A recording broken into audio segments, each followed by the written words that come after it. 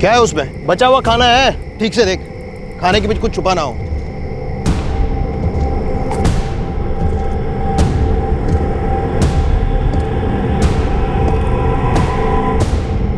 ना बचा हुआ खाना ही है, कुकड़ दी हड्डियां हैं। चल आगे देखते हैं। 3 दिन हो गए, अब तक कुछ भी हाथ नहीं लगा है। अब तक 2 किलोमीटर में एक इंच छान मारा, कुछ नहीं मिला। अब इंस्पेक्टर साहब ये सर्च ऑपरेशन रुकवा ही दे। इस कंस्ट्रक्शन साइट पर कोई औरत मिसिंग है? हाँ सर, 2 औरतें एक हफ्ते से काम पे नहीं आई। उन दोनों औरतों के गांव में अपनी कोई टीम भेजी? सब लोग किसी की शादी में गई हुई। सिंह, इससे पहले कि मीडिया भंगड़ा करे, हमें यह पता लगाना होगा कि वो सर कटा धड़ किस औरत है। सर 3 दिन से कटा हुआ सर ढूंढ रहे हैं डॉक्टर। जमीन आसमान एक कर दिया, पूरा इलाका छान मारा, लेकिन कहीं सर नहीं मिला। जब कटा हुआ सर बॉडी से जुड़ेगा तब कहीं जाकर इस केस की कड़ियां जुड़ेंगी। किसी लाश का बिना आइडेंटिफिकेशन के मिलना एक ब्लाइंड केस बन जाता है, और ब्लाइंड केस अमावस की रात की तरह होता है, जहां आप कहीं से भी एक सिंगल रोशनी की किरण के लिए भी तरस जाते हैं। पंजाब पुलिस की टीम के लिए 3 दिनों से अमावस की रात चल रही थी, जब सर अलग किया गया एक धड़ एक कंस्ट्रक्शन साइट से पाया गया। कहो भैया, कल काम मिला रहा का? काम मिला रहा। अरे हम तो घर में बैठा रहे। हाँ तो दिहाड़ी अच्छी मिली भैया।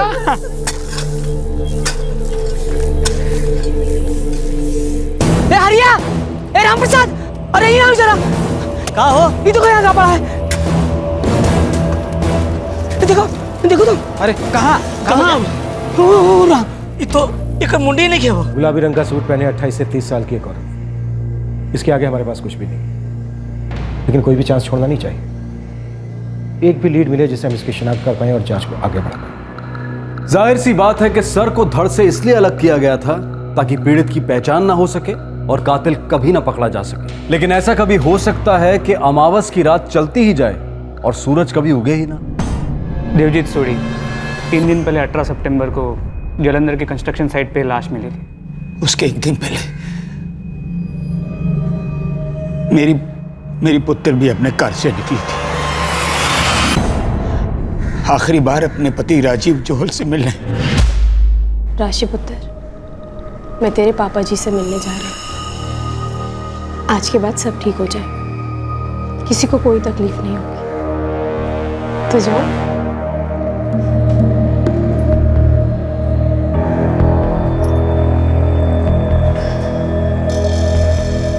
पापा जी, मैं राजीव से सब साफ साफ बात करने जा रही हूँ। आर्या पर। कहाँ मिलने की बात हुई है? घर पर तो नहीं, बाहर ही कहीं मिलेंगे। पुत्र, मैं या तेरी बीजी में के साथ चले? नहीं पापा जी, ये हम पति पत्नी के बीच की बात है। बस आज आखिरी दिन है इस घुटन भरी जिंदगी का। कल से नई शुरुआत होगी। चलते हो।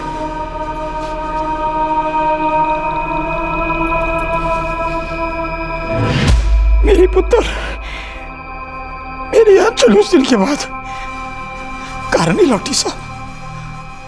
पुलिस कांस्टेबल देवजीत सोडी ने उस लाश की शिनाख्त की थी और उनके अनुसार वो लाश उनकी 29 साल की बेटी आंचल की थी। बिना सर के लाश की शिनाख्त तो हो गई, पर सर का मिलना जरूरी था, और उस तक पहुंचने के लिए उस सर को काटने वाले तक पहुंचना जरूरी था। और अब शुरू हुई तहकीकात आंचल के कत्ल के पीछे छुपे राज की। देवजीत सोडी, अभी तक हमें तुम्हारी बेटी का सर मिला नहीं। क्या तुम बता सकते हो कि माजरा क्या है? ये सब आंचल के पति राजीव जोहल का किया करा है साहब। ये राजीव करता क्या है? वो भी मेरी तरह कांस्टेबल है। दोनों के बीच किसी तरह की कोई अनबन थी? आंचल उससे अलग होना चाहती थी, मुझसे मिलने भी गई थी आखिरी बार। राजीव जोहल का क्या कहना है? झूठा है साहब, 1 नंबर का झूठा है। कहता मेरी बेटी उसे मिली नहीं। उस दिन 17 सितंबर को जब आंचल घर नहीं लौटी तो मैंने रात को राजीव को फोन किया था। देखो ससुर जी, 3 दफा तो कह चुका हूं आपको कि मेरी आंचल से मिलने की कोई बात नहीं थी, और ना ही मैं आज उससे मिला हूं। और 6 बार पूछेंगे तो भी यही जवाब दूंगा। देखो राजीव, तुम जितनी बार झूठ बोलोगे मैं उतनी बार पूछता रहूंगा। भाई मेरी आंचल क्या क्या गई थी, वो तुमसे मिलने जा रही है। अच्छा, तो बताओ जरा, कहाँ मिलने की बात हुई थी हमारी? आंचल ने बताया होगा ना। वो तो नहीं बताया, पर कह रही थी कहीं बाहर मिलने वाले हो तुम लोग। देखो ससुर जी, या तो आंचल आपसे झूठ बोलकर कहीं चली गई है, या तो आप मुझसे झूठ बोल रहे हैं। अब दोनों में से कौन झूठ बोल रहा है मुझे नहीं पता, लेकिन मुझे इतना पता है कि मैं सच बोल रहा हूँ। मैं आज आंचल से नहीं मिला। बहुत बड़ी गलती होगी साहब, बहुत बड़ी गलती होगी मुझसे, जो इस शराबी के हाथ अपनी बेटी का हाथ दे दिया। सोडी, अभी तुमने हमें बताया कि राजीव भी कांस्टेबल है। जी साहब, उसका बाप रिटायर्ड कांस्टेबल है, प्रताप जोहल। हम दोनों दोस्त हुआ करते थे, उसी के भरोसे अपनी बेटी दी थी, पर इस राजीव ने जीना हराम कर दिया था मेरी आंचल को। समझ में नहीं आती ना तुम, समझ में नहीं आती, हिट मी, समझ में नहीं आती ना तुम, समझ में नहीं आती। देख भाई, अगर 3 महीने एक बूंद शराब पिए बिना कटेगा ना राजीव, तो हम अपनी बेटी को भेजने के बारे में सोचेंगे। अरे मैं कह रहा हूं ना, हाथ नहीं उठाएगा वो। तो अपने दोस्त पे भरोसा नहीं करता देवजीत। और जान दे यार, अगर तू दोस्त होता तो ये हालत ना होती मेरी पुत्र की। पापा जी, वो पिए या ना पिए, मैं वहां वापस नहीं जाऊंगी। कर चल आंचल, कम से कम राशि को तो हमें ले जाने दे। नहीं मम्मी जी, राशि मेरे बगैर कहीं नहीं जाएगी। बहन जी आप सोचो, बच्ची बिना माँ के कैसे रहेगी? देख आंचल, तो इस तरह मायके में आके बैठ जाएगी तो सारी बिरादरी में हमारी नाक कट जाएगी। आपकी नाक की फिक्र में मम्मी जी मैं अपना गला क्यों कटवाऊं?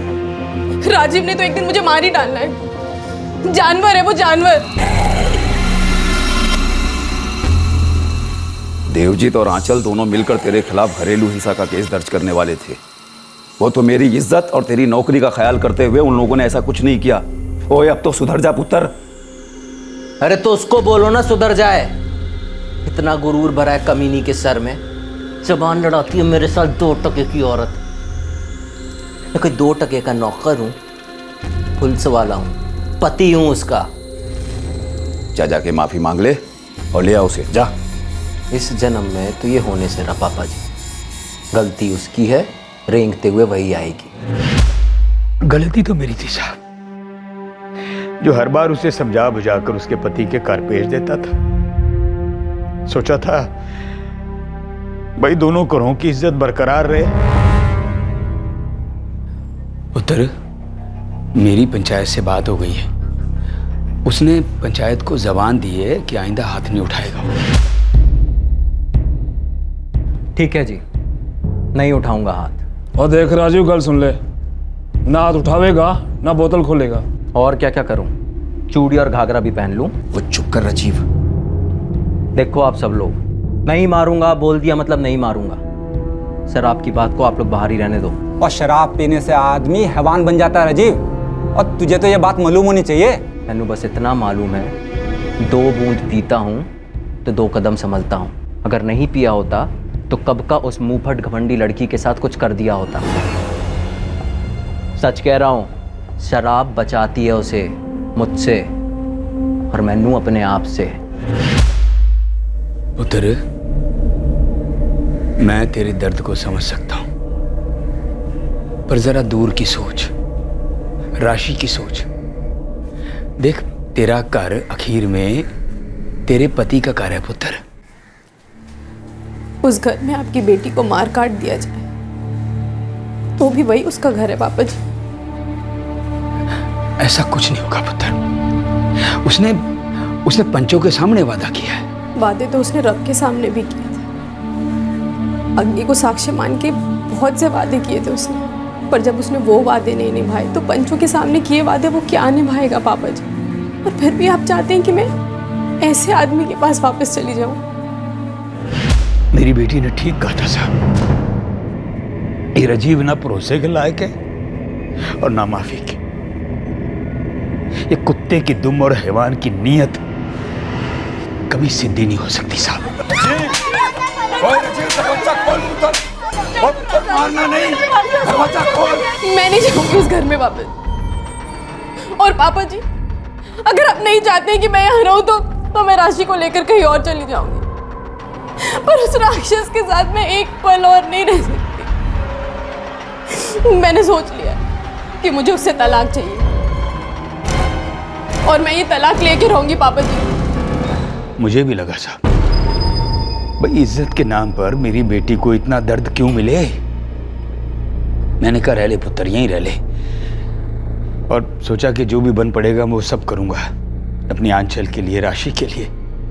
उस दिन 17 सितंबर को आंचल राजीव से मिलकर ये रिश्ता पूरी तरह तोड़ने वाली थी, अपने तलाक की बात करने वाली थी। राशि पुत्र, मैं तेरे पापा जी से मिलने जा रही हूँ। कहाँ मिलने की बात हुई है? घर पर तो नहीं, बाहर ही कहीं मिलेंगे। पुत्र, मैं या तेरी बीजी में से के साथ चले? नहीं पापा जी, ये हम पति पत्नी के बीच की बात है। पर उस आदमी ने बात करने की बजाय मार डाला मेरी बेटी को। उसे इसी बात का डर था और वही हुआ, गला काट दिया उसने मेरी बेटी का, गला काट। सर, आंचल का फोन अभी भी स्विच ऑफ आ रहा है। लास्ट लोकेशन धीलपुर बता रहा है। सब ये राजीव उसी धीलपुर थाने में कांस्टेबल है। सोडी, हम तुम्हारी बेटी के कातिल को ढूंढ कर ही दम लेंगे। अब तुम भी हमारी फोर्स के और तुम्हारा दामाद राजीव भी हमारी फोर्स के। कोई दामाद मवाद नहीं सर। कौन सा दामाद सर? मेरे लिए वो बस मेरी बेटी का कातिल है, खूनी है और कुछ नहीं है। अगर खून उसी ने किया है तो मैं तुमसे वादा करता हूं सोडी, उसके साथ जरा से भी नरमी नहीं बरती जाएगी, भले ही वो हमारी फोर्स का क्यों ना हो।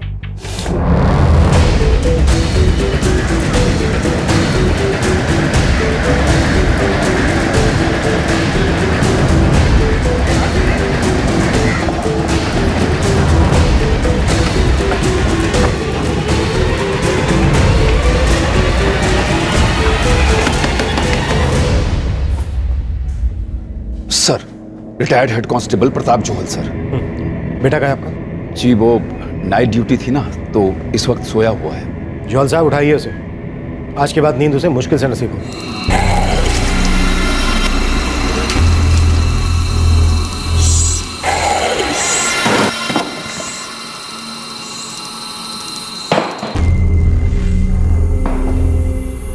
क्ला काट के अलग कर दिया, छुपा दिया, मोबाइल फोन स्विच ऑफ कर दिया, वो भी छुपा दिया। क्रिमिनल्स को पकड़ते पकड़ते उनके तरीके भी सीख गया राजीव। साहब, बार बार यही कहूंगा, मैं उस दिन अपनी पत्नी आंचल से मिला ही नहीं। तेरे ससुर, वो भी हम दोनों की तरह पुलिस वाले हैं। झूठ बोल रहे हैं वो। हाँ, झूठ बोल रहे हैं वो। साहब, अगर आप ये सोच सकते हो कि एक पुलिस वाला कत्ल कर सकता है, तो आप ये क्यों नहीं सोच सकते कि एक पुलिस वाला झूठ भी बोल सकता है? कांस्टेबल राजीव,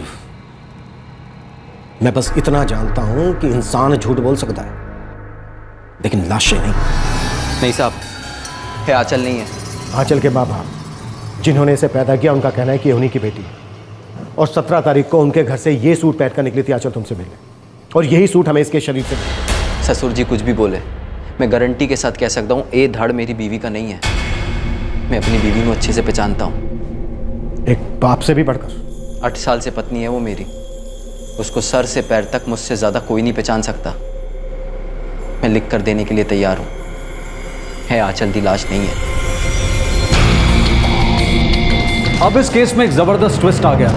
लाश की शिनाख्त करने वाले कांस्टेबल देवजीत सोडी और उनकी पत्नी विशाखा ने आइडेंटिफाई किया था कि बिना सर की लाश उनकी बेटी आंचल की है। लेकिन आंचल का पति कांस्टेबल राजीव जोहल पूरे दावे के साथ कह रहा था कि यह लाश उसकी पत्नी की नहीं है। क्या था यह माजरा?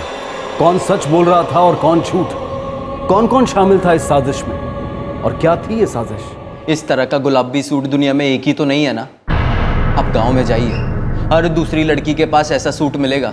मैं आपसे कह रहा हूं साहब, इस गुलाबी दाल में कुछ बहुत ज्यादा काला है साहब।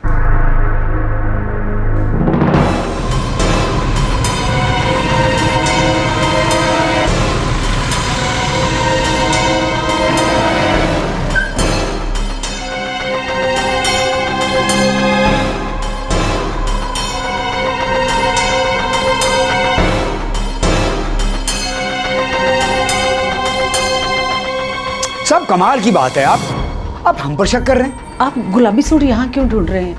वही सूट पहनकर तो मेरी बेटी गई थी राजीव से मिलने।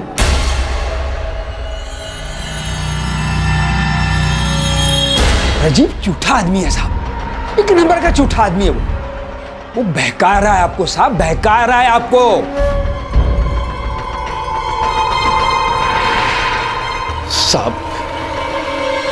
साहब मेरा बेटा गरम दिमाग का जरूर है, थोड़ी सी पी भी लेता है, पर साहब अपनी बीवी का खून कभी नहीं करेगा वो।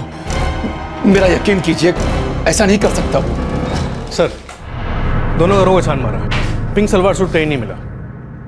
सर मुझे लग रहा है ये राजीव जोहल हमें गोली दे रहा है। अभी तक हमें लाश का सर भी नहीं मिला है सिंह। सर पेरेंट्स ने शिनाख्त की, गलत होने के चांसेस काफ़ी कम है। राजीव काफ़ी चालाक लग रहा है, फोर्स का आदमी, इन्वेस्टिगेशन को गुमराह करने के कई पैंतरे जानता होगा सर। लेकिन वो ये नहीं जानता कि सच ढूंढने में जो ताकत लगती है वो सच छुपाने की ताकत को बाएं हाथ से हरा सकती है।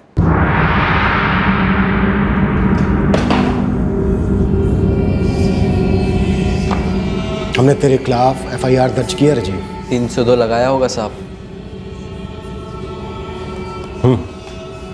302 हत्या करने के लिए और साथ में 201 भी सबूत गायब करने के लिए। अब आप जो ठीक समझें कीजिए साहब, पर इतना समझ लीजिए, ये FIR आप खारिज करेंगे ही करेंगे। मेरे खिलाफ कुछ नहीं मिलेगा आपको। पता है क्यों साहब? क्योंकि मेरे खिलाफ कुछ हो ही नहीं सकता, क्योंकि मैंने कुछ किया ही नहीं है साहब। सर, राजीव हमारा दोस्त है और मैं दावे के साथ कह सकता हूँ कि वो किसी का मर्डर नहीं कर सकता। दारू पी के पीटता जरूर था आंचल भाभी को, लेकिन राजीव इसके आगे नहीं जाएगा सर। बंदे को सर्विस और नौकरी की काफ़ी चिंता है सर। सर, अब मानो या ना मानो, लेकिन किसी ज़माने में वो अपनी पत्नी से बहुत प्यार करता था।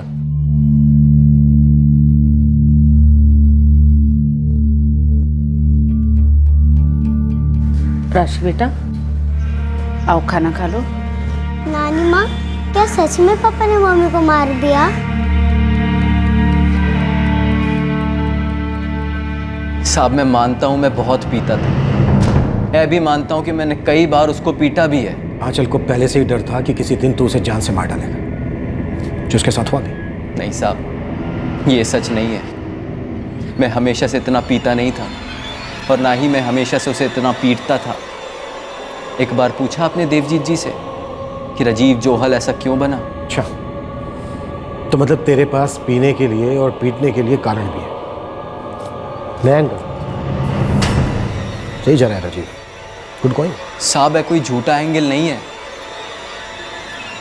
लेकिन शायद आप लोगों को इसके बारे में कभी किसी ने बताया नहीं होगा। कौन सी बात? बोल। दिनेश पन्नू।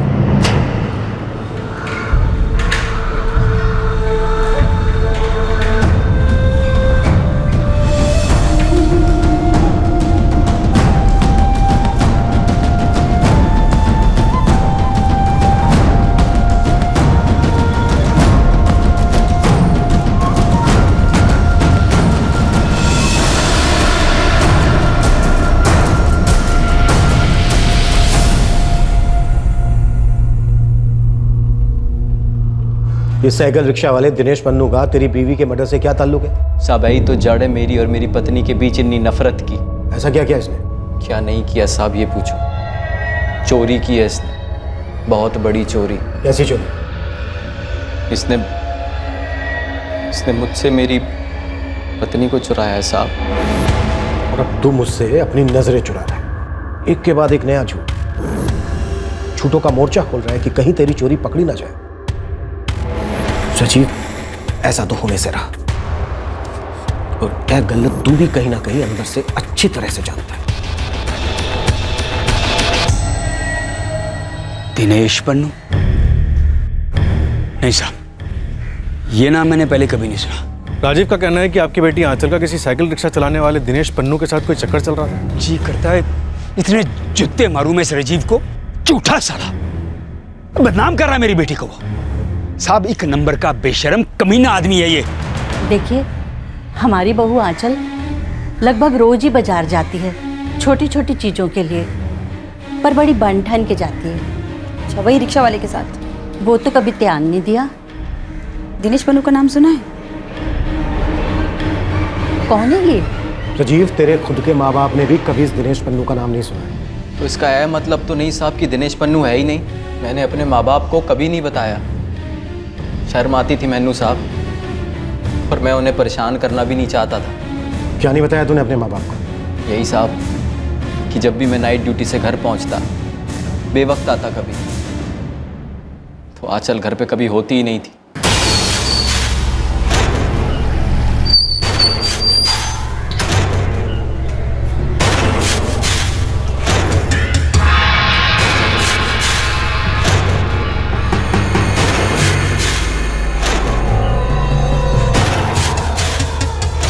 बेटा, मम्मी कहाँ है? मम्मी तो मार्केट गई है। और तुम नहीं गई मार्केट? मुझे कभी नहीं लेके जाती मम्मी। क्यों गई है का क्या मतलब पुत्र? बाजार कोई क्यों जाता है? कुछ चीजें खरीदने गई होगी।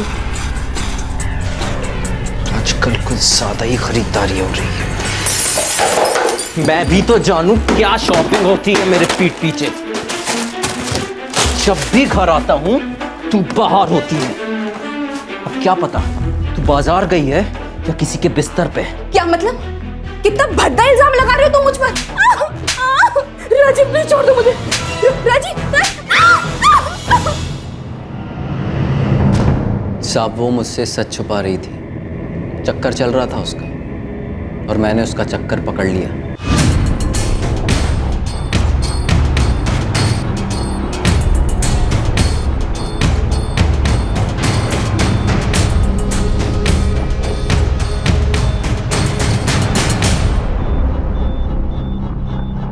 साहब जैसा कि मैंने आपसे कहा, इस गुलाबी दाल में कुछ काला है, तो वो काला दिनेश पन्नू है। राजीव, तू चाहे जितना मिर्च मसाला पिरो ले, तड़का लगा ले, लेकिन तेरी ये छूट की दाल थाने में तो गलने से रही। और तूने कई बार देखा होगा कि लोकअप में बड़े बड़े छठे हुए क्रिमिनल गल जाते हैं, घुटनों के बल आ जाते हैं। अब बारी तेरी है राजीव। दिनेश पन्नू नाम का कोई रिक्शा चलाने वाला है यहाँ? साहब यहाँ ड्राइवर तो बहुत है, कुछ दोस्त हैं कुछ अजनबी, पर दिनेश पन्नू ये नाम मैंने कभी नहीं सुना। किसी दिनेश पन्नू को जानते हो? रिक्शा चलाता है। जी नहीं साहब, ये नाम तो पहले कभी नहीं सुना। नहीं साहब, मैं किसी दिनेश पन्नू को नहीं जानता।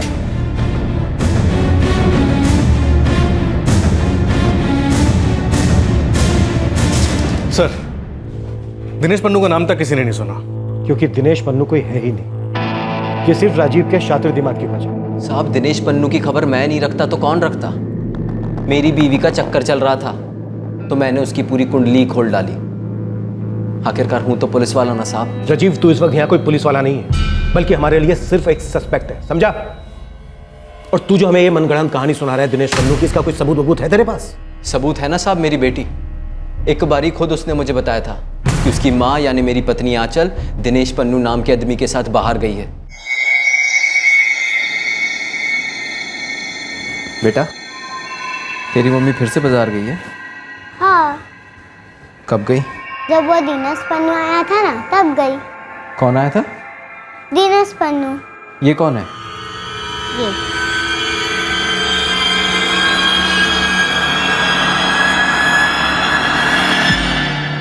आप तो जानते हो साहब, बच्चे नादान होते हैं, कभी झूठ नहीं बोलते।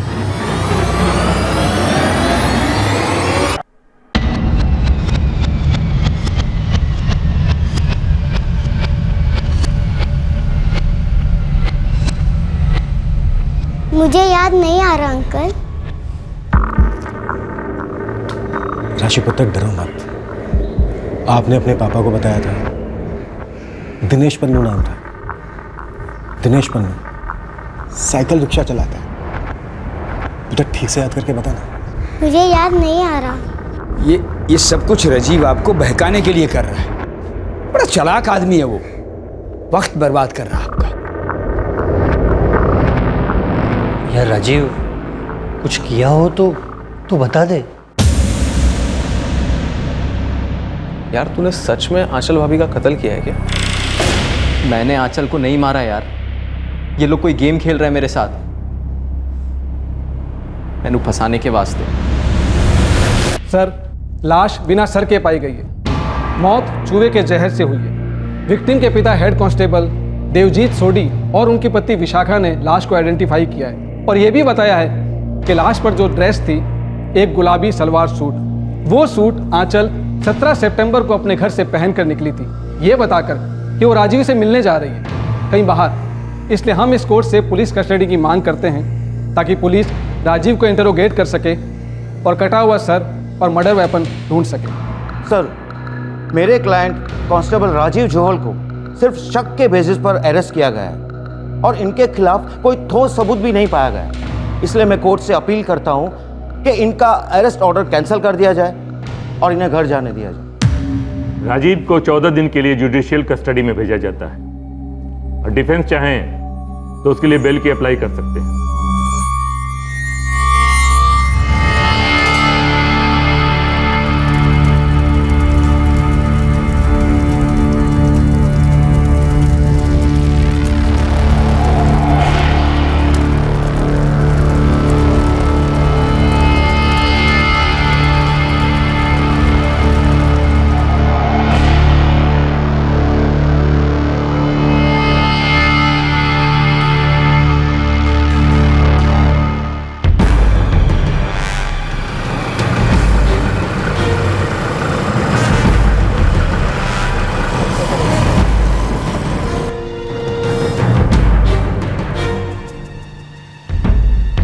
अब ऐसे ना देखो, बेल हुई है मैनू, बेल।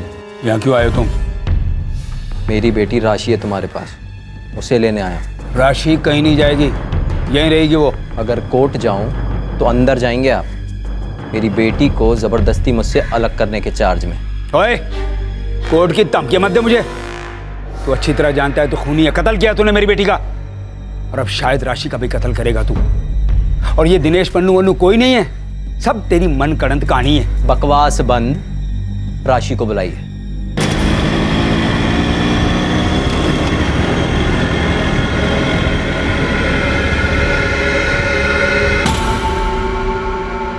जब तक केस क्लोज नहीं होता तो सस्पेंड ही रहेगा। जानता हूँ यार, सोच रहा हूँ खेतों में ध्यान दूँ, कम से कम 2 पैसे तो कमा लूंगा। अजीत और मैं भटिंडा जा रहे हैं ट्रेनिंग के लिए। 8 महीने की ट्रेनिंग। देख राजीव, लाश का सर नहीं मिला और तेरे खिलाफ कोई ठोस सबूत भी नहीं, केस तेरे फेवर में जानी है। ये तो मैं पहले से ही कहता आया हूँ यार, ये लोग मेरा बाल भी बांका नहीं कर सकते। बस तो कितना है कि सर्विस रिकॉर्ड खराब हो गई और तनख्वाह नहीं मिल रही, वो नुकसान अलग। या राजीव, दोस्ती में ही बता दे, तूने भाभी को मार डाला ना? और वो दिनेश पन्नू वाली बात झूठ है ना? वो भी नहीं यार, ये सब सच है।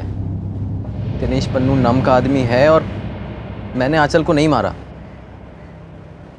यार दोस्त हो यार तुम लोग मेरे, तुम लोग तो भरोसा करो मेरा। सर 4 महीने हो गए, अभी तक इस केस में कोई ब्रेक थ्रू नहीं मिला, कोई भी ऐसा सुराग हाथ नहीं लगा जो इस राजीव जोहल के खिलाफ सबूत बन सके। अपनी ही फोर्स का है, बचने के सारे तरीके जानता है। बहुत सोच समझकर उसने एक गेम खेला है, लेकिन हर गेम में जीतने वाला कभी ना कभी हारता भी है। एक कत्ल हुआ है और कातिल अभी तक आजाद है, लेकिन बहुत जल्द हम इस बिना सर वाली लाश के कातिल को ढूंढ कर रहे हैं।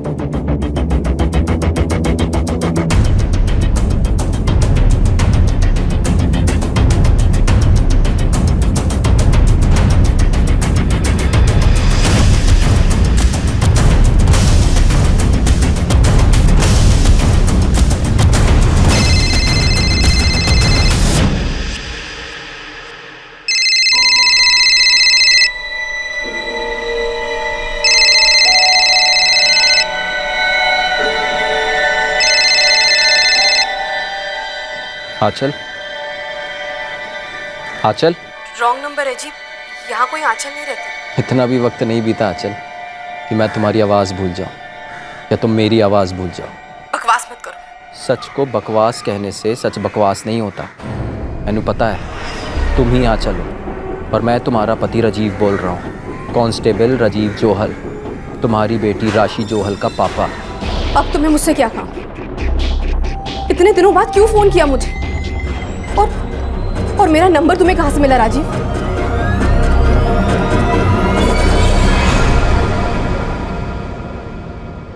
ये माजरा क्या था? क्या था ये राज? राजीव के पास आंचल का नंबर कहां से आया और आंचल कहां थी और वहां वो पहुंची कैसे?